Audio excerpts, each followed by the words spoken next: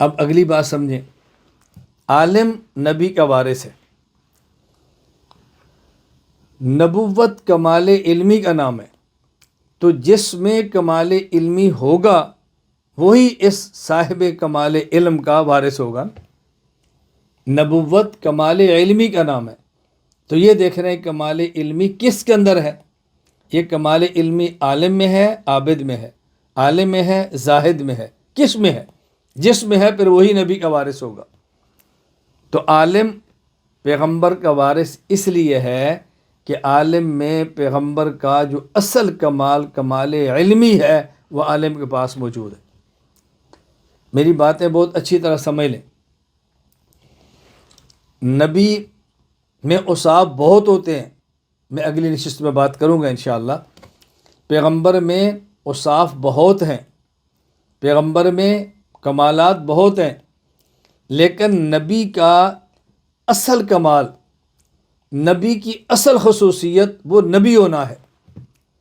ہمارے پیغمبر صلی اللہ علیہ وسلم عبادت گزار بھی ہیں، زاہد عن دنیا بھی ہیں، مجاہد فی سبیل اللہ بھی ہیں، آپ معبر بھی ہیں، مصلی کے امام بھی ہیں، اپنے مسجد کے جمعہ خطابت کے خطیب بھی ہیں، آپ بیویوں کے شوہر بھی ہیں، آپ بچوں کے باپ بھی ہیں، یہ سب آپ کے اندر خوبیاں موجود ہیں، لیکن رسول اکرم صلی اللہ علیہ وسلم کی اصل نمایاں خوبی اور آپ کا اصل کمال وہ نبی پاک صلی اللہ علیہ وسلم کا نبی اور رسول ہونا ہے، اور صرف نبی اور رسول ہونا نہیں بلکہ ہمارے پیغمبر کا کمال تو آخری رسول ہونا بھی ہے۔